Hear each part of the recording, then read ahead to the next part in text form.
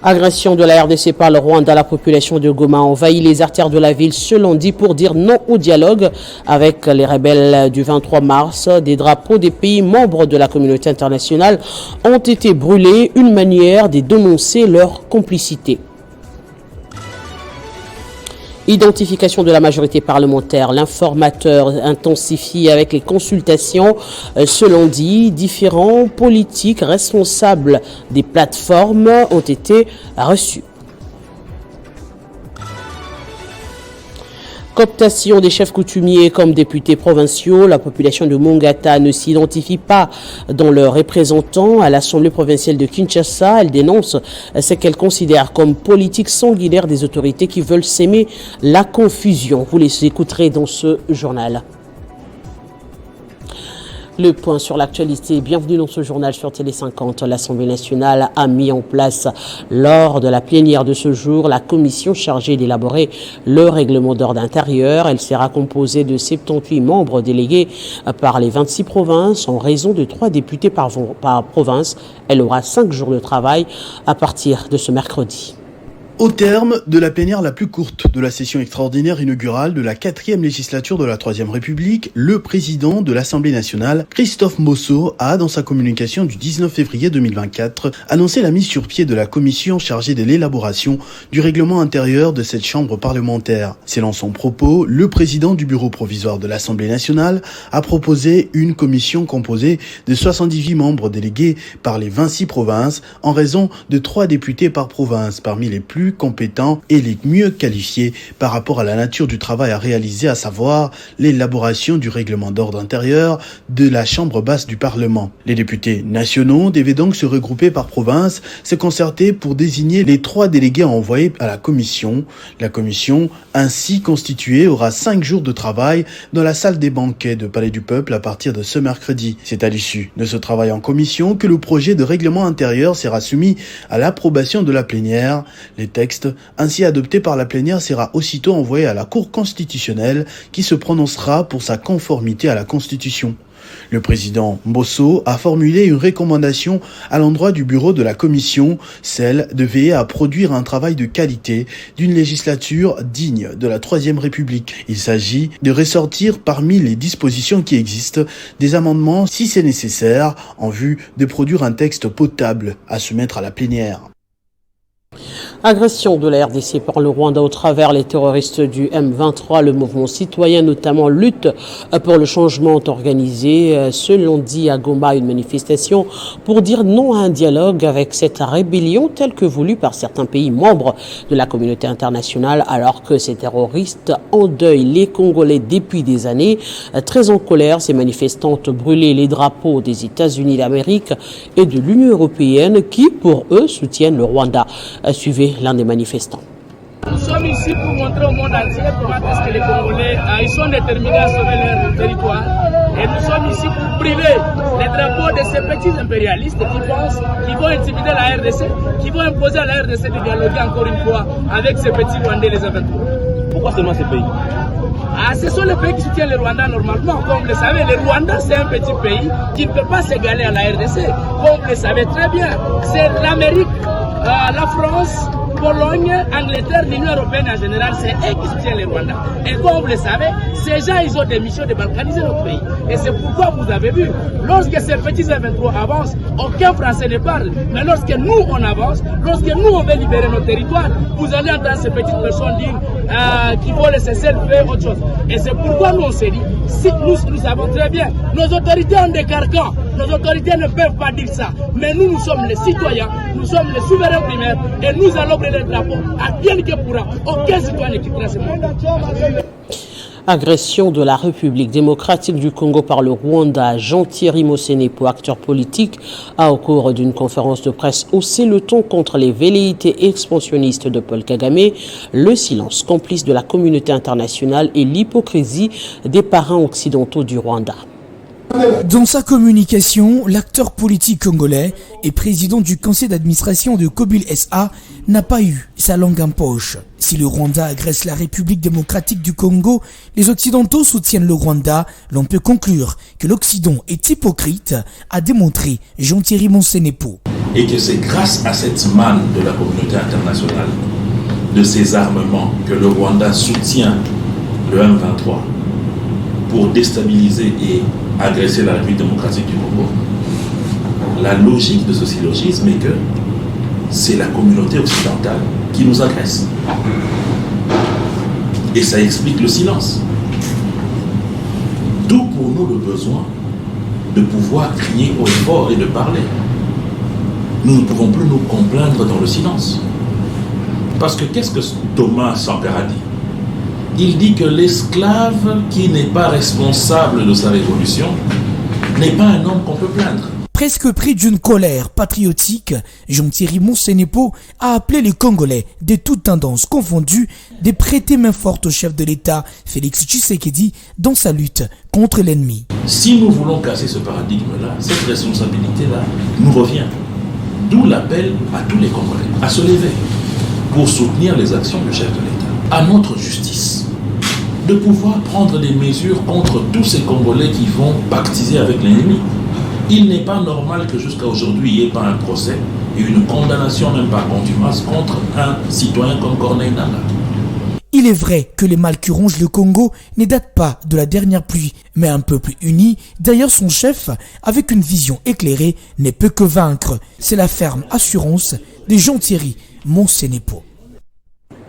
Et dans la province voisine de l'Ituri, l'on apprend de l'armée congolaise que 15 personnes originaires de Katoto en chefferie de Bahema Nord ont été tuées par le groupe armé Codeco. Une énième attaque que condamne l'administration militaire tout en présentant ses condoléances aux familles des victimes.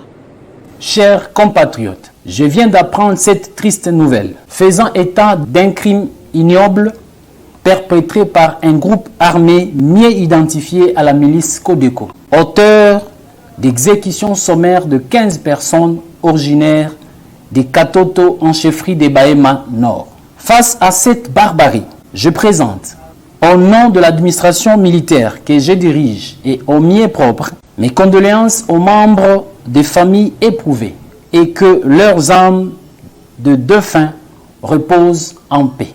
Chers compatriotes, devant pareille situation qui nécessite une réponse appropriée de la part des autorités compétentes que nous sommes, je ne cesserai de réitérer les mêmes paroles aux Ituriens, vous appelant à garder le calme tout en vous demandant de vous remettre au service de sécurité et de défense. Donc les missions régaliennes leur confiées sont d'assurer votre protection. Quoi qu'il en soit, et quoi qu'il en coûte, les forces du mal seront vaincues. Les mesures face à cette énième barbarie sont prises et nos recherches sont en cours en vue de neutraliser les auteurs.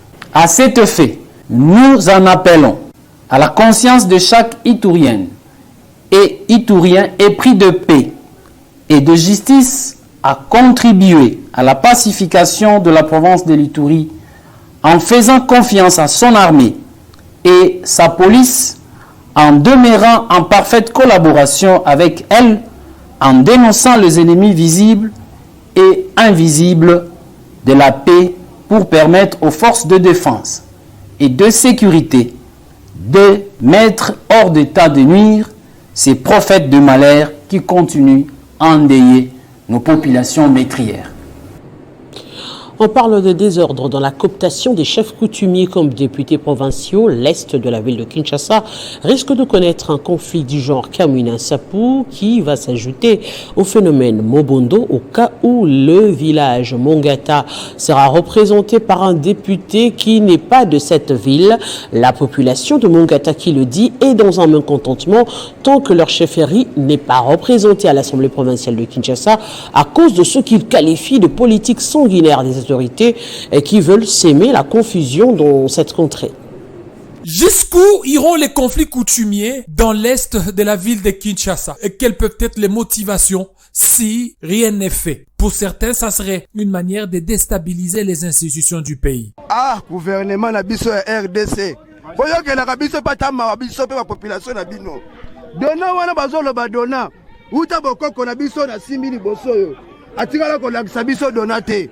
atikala kobetela biso ata komo moko te ke un jour bokozwa chef moko boye na libota moko boye komo neke ezala dona totikali koyeba ete en tout cas bakonzi boyokelaka biso mpe mawa ntango bosalaka makambo oyo botindaka ata bato ata moko ata mibale baye sur le terrain na mboka wana bosala na kete mpona kopesa mutu bokonzi ke mutu bopesa bokonzi ya solo azali mwana ya mo ngata. Après le phénomène Mobondo qui a versé le sang des milliers de Congolais et qui continue de tuer encore des paisibles citoyens dans des brousses dans l'est de la capitale, voici un autre conflit des natures. Kamwena Sapou du Kassai qui s'ajoute avec la cooptation des chefs coutumiers comme députés provinciaux à l'Assemblée provinciale de Kinshasa. Talambo kamonga tandege zali tozana kanda moko mese journaliste ne tozawa yaya to kufeli bato na plateau to kufeli bandeko na ngai plateau basili bamfu bakati mito ti lelo tozaka la guerre ke ya ko tshia para ko tshia kimia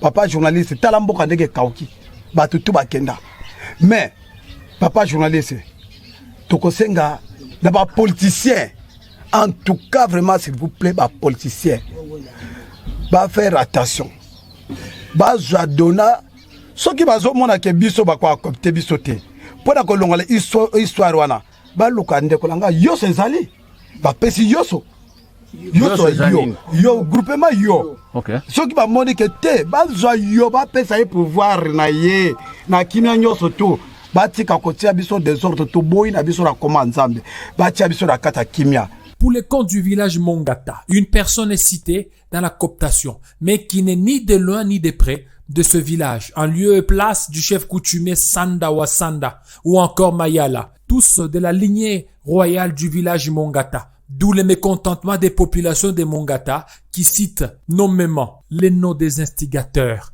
de ces désordres. Eloko yo ndenge ekomeli ngala ko s'adresser mingi na gouverneur Gentini Ngobila. Gouverneur Gentini Ngobila azali gouverneur ya ville en Kinshasa.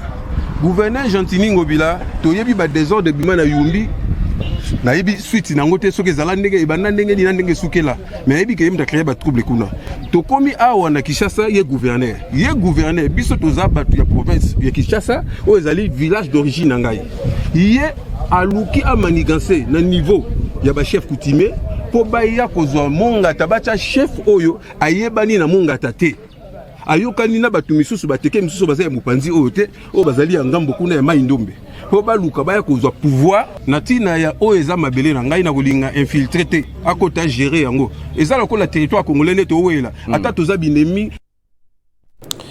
Dans l'actualité également, l'informateur poursuit ses consultations lancées vendredi dernier. Augustin Kabouya a reçu plusieurs regroupements politiques à son bureau de travail à l'hôtel Hilton. La mission principale de ces consultations est d'identifier la majorité parlementaire. La forte délégation du regroupement politique Alliance des forces démocratiques du Congo et alliés a été conduite auprès de l'informateur par son autorité morale, le professeur Modeste Bahati Lukwebo. Ce regroupement politique a présenté à Augustin Kabouya les listes de ses élus avant de réaffirmer son appartenance à la coalition qui soutient le chef de l'État Félix Tshisekedi. Pour marquer encore cette appartenance, Modeste Bahati Lukwebo a, au nom de la FDCA, procédé à la signature d'un acte d'engagement. Que le regroupement AFDC allié est venu présenter la liste de ces 36 députés nationaux, mais aussi de ces 76 députés provinciaux qui rentrent dans le panier de la majorité devant accompagner son Excellence, Monsieur le Président de la République, Félix Antoine Tshisekedi Tshilombo. Ces consultations, d'abord je dis qu'elles vont aller très vite parce que la majorité s'est dessinée déjà depuis la sortie des urnes. Et donc, nous avons l'espoir, et d'ailleurs l'informateur nous a dit que ce travail devrait aller vite pour que rapidement on puisse mettre sur pied un nouveau gouvernement. Pour rappel, Les regroupements politiques AFDCA, cher à Modeste Bahati, a été le premier à déclarer son soutien total à la candidature de Félix Antoine Tshisekedi au scrutin de décembre dernier. Par ailleurs, l'informateur Augustin Kabouya a également reçu les regroupements politiques AB et Mosaïque de Samalou Kondé, la plateforme Fifi Masuka et le regroupement politique AACPG de Pius Mwabilou. Et les membres du regroupement politique AAC Palou ont également échangé avec Augustin Kabouya au sortir de l'audience. Cette délégation a réitéré ses félicitations à l'informateur à qui elle souhaite plein succès. Qu'il avait déjà anticipé ce travail et nous qui vous parlons avions participé avec lui dans l'informel, ce travail d'informateur. Il le faisait, alors finalement il a été accepté par l'autorité. L'autorité a estimé que parce qu'il a déjà fait ce travail-là par anticipation, avec sagesse en informel, et l'autorité lui a confié cette mission noble et de confiance pour qu'il formalise carrément le travail qu'il avait déjà réalisé. Et donc nous l'avons remercié pour son esprit d'écoute, son esprit d'anticipation, son esprit de loyauté, et en même temps, il est dans la logique institutionnelle, dans la légalité, et ce qui est une très bonne chose pour lui. En même temps, il a fait savoir que pour lui, il avait dit à l'autorité qu'en dehors une semaine, il pouvait lui avoir rendu le travail tout au maximum 2 semaines. Consultation toujours en parlant de Fifi Masuka Saini. Elle s'est fait accompagner des responsables des regroupements politiques et députés nationaux de sa plateforme politique. Après avoir remis son cahier de charge, la chef de l'exécutif provincial du Lualaba a procédé à la signature de l'acte d'engagement au sein de la nouvelle majorité parlementaire de Félix Antoine Tshisekedi Tshilombo. En sa qualité de présidente de la plateforme politique qui porte son nom, la gouverneure du Lualaba était reçue ce dimanche 18 février par l'informateur Augustin Kabouya Tshilombo dans son quartier général basé à Hilton Hotel de Kinshasa, la capitale. Marie-Thérèse Masuka Saini s'est fait accompagner des responsables de ces 3 regroupements politiques et députés nationaux de sa famille politique. L'autorité morale des regroupements politiques AN, A24 et A25 a présenté à l'informateur son cahier de charge.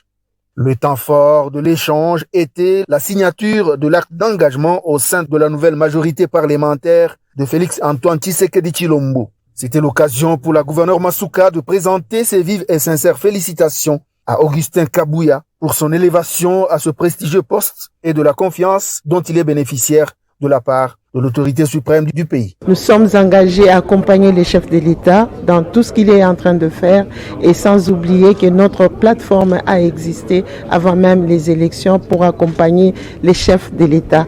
Nous sommes les lieutenants des premières heures de l'Union sacrée, comme vous le savez. Donc nous sommes plus que déterminés aujourd'hui à pouvoir accompagner les chefs de l'État dans son nouveau mandat afin que tous les objectifs puissent être atteints.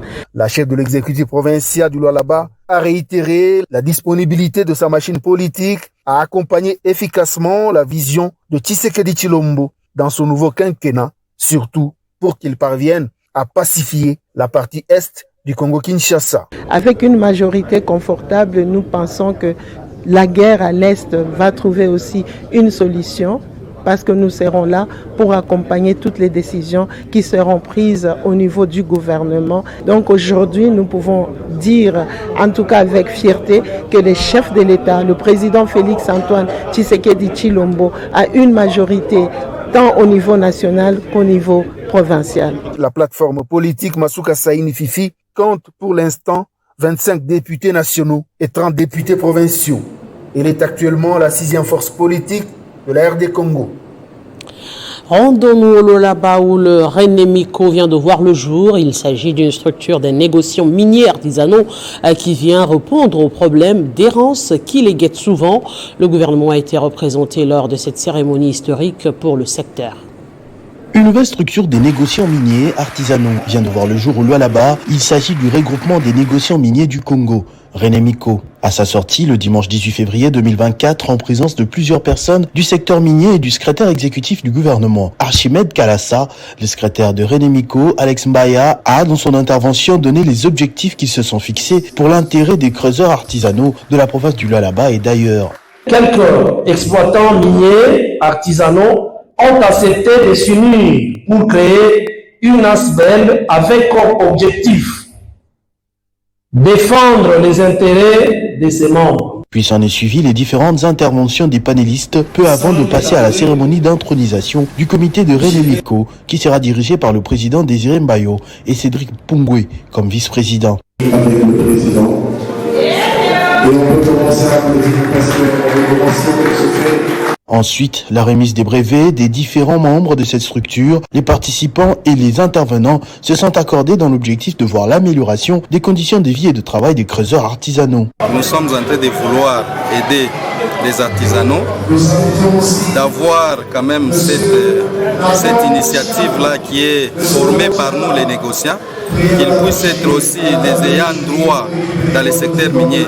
Le chef de l'État est à la quête, s'est fixé comme objectif la création des millionnaires. Et le secteur minier artisanal se présente comme un des secteurs qui pourrait engendrer dans un bref délai des millionnaires. Et ce secteur, avec cette activité, nécessite un regard particulier quant à la politique nationale. Sortie officielle ce lundi après les scrutins de décembre dernier de la plateforme politique Alliance des partis politiques extra-parlementaires de l'Union sacrée APEU, activité qui s'est déroulée dans la salle polyvalente de Congo Loisirs en présence de plusieurs personnalités invitées et des présidents des partis politiques membres qui ont signé la charte symbolique. L'APEU, cette plateforme politique qui s'est rassembleur d'une majorité politique extra-parlementaire au service du chef de l'État, mais aussi porter la voix de millions d'électeurs qui ne se sentent pas représentés en étant leur porte-étendard dans d'autres institutions. Être une plateforme ressource devant concevoir des stratégies au service du chef de l'État dans son combat pour le développement intégral et harmonieux de la nation. L'Alliance des partis politiques extra-parlementaires de l'Union sacrée de la nation en appelle à la mobilisation pour un Congo fort, uni et prospère. Dans la pièce de ce jour se veut être un message de mobilisation à tous qui, comme moi, au terme du cycle électoral démarré le 19 novembre 2023, avait goûté à la saveur amère d'une défaite injuste. Elle est composée d'un collège des présidents dont l'initiateur est Jean-Marie Kabemba et des cofondateurs Crispin Kabasele, Jean-François Fele Alkim et Johnny Luboya Moukadi Kaba. L'objectif d'accompagner le quinquennat du chef de l'État, de l'accompagner dans tout ce qu'il a prononcé comme programme et voir comment nous pouvons profiter pour mettre une imitation politique.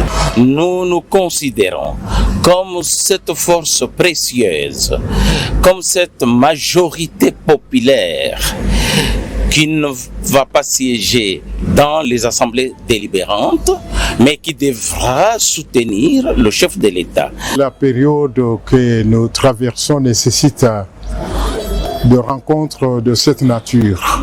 Tous ont signé la charte symbolique de la plateforme qui est également approuvée par les présidents de plus de 100 partis politiques, membres de l'Alliance des partis politiques extra-parlementaires de l'Union sacrée de la nation, APEU en sigle.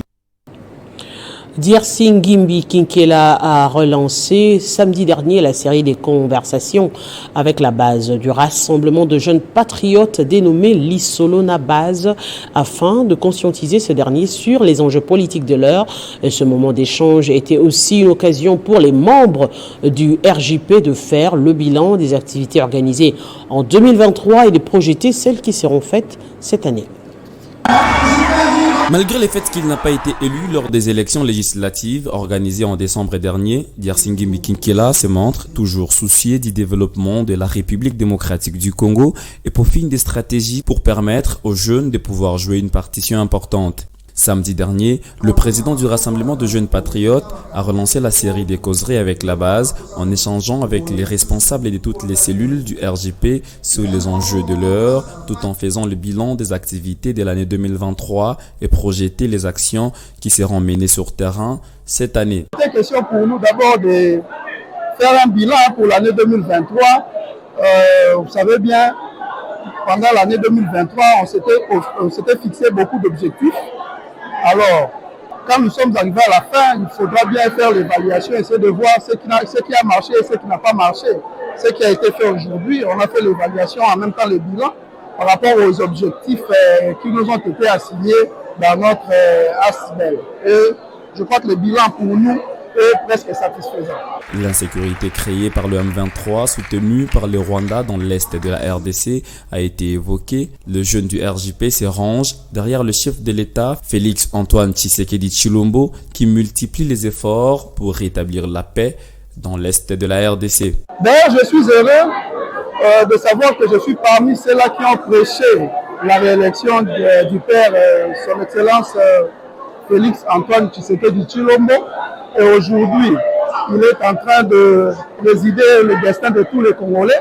Alors tout ce que je peux lui souhaiter, c'est la bonne chance au peuple congolais d'être soudé derrière le chef de l'État et son gouvernement qui se bat bec et ongle pour restaurer la paix dans notre partie est de la République. Cadre du regroupement politique, le progressiste de l'ancien Premier ministre Sami Badibanga-Ntita, affilié à l'Union sacrée de la nation, Yersingi Mbikinkela et les RJP se disent prêts à apporter leur coup de main au nouveau gouvernement qui sera mis en place dans les semaines à venir.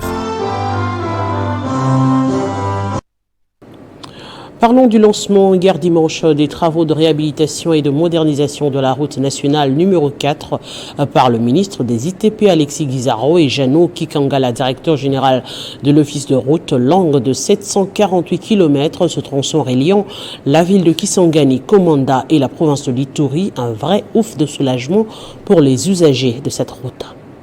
Le ministre d'État en charge des ITP, Alexis Guizarro, a procédé au nom du chef de l'État, Félix Tshisekedi, au lancement des travaux de réhabilitation et de modernisation de la route nationale numéro 4, dans son tronçon compris entre Kisangani, Komanda, Beni, Langue.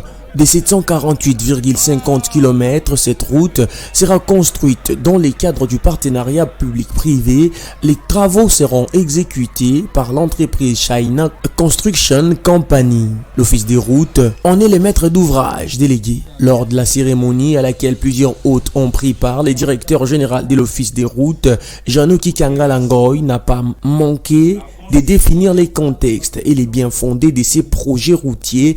Cette cérémonie est pour nous une occasion propice pour rappeler que la route nationale RN4 est d'un grand intérêt socio-économique pour notre pays, la RDC. Avec un linéaire total de 1577 km, la nationale numéro 4 est une section de la transafricaine Lagos au Nigeria, hormis les tronçons et Renget-Tibeli, 60 km revêtus en 2009. Cette situation bloque le développement de la grande province orientale.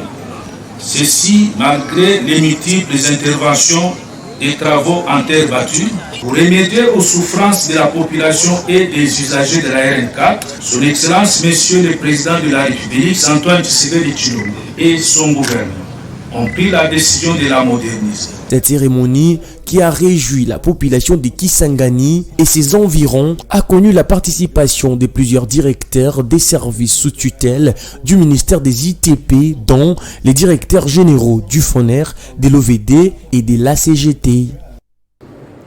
Venons, on rappelle les principaux titres. Agression de la RDC par le Rwanda, la population de Goma envahit les artères de la ville ce lundi pour dire non au dialogue avec les rebelles du 23 mars. Des drapeaux des pays membres de la communauté internationale ont été brûlés, une manière de dénoncer leur complicité. Identification de la majorité parlementaire, l'informateur intensifié avec les consultations. Ce lundi, différents acteurs politiques responsables des plateformes ont été reçus. Cooptation des chefs coutumiers comme députés provinciaux, la population de Mongata ne s'identifie pas dans leurs représentants à l'Assemblée provinciale de Kinshasa. Elle dénonce ce qu'elle considère comme politique sanguinaire des autorités qui veulent s'aimer la confusion. Vous les avez suivis dans ce journal. C'est la fin de cette édition. Merci de votre attention soutenue à Télé 50. À très bientôt.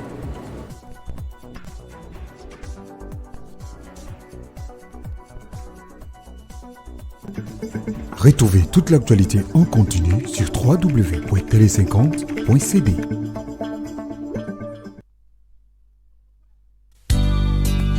Communiqué nécrologique.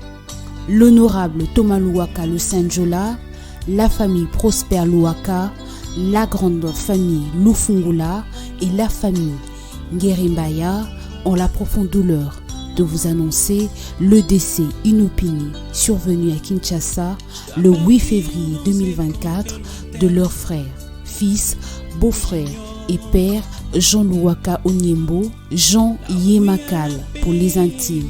Le deuil s'étient au numéro 50F de l'avenue Colonel Pia à ma campagne dans la commune de Ngaliema au quartier Joli Parc.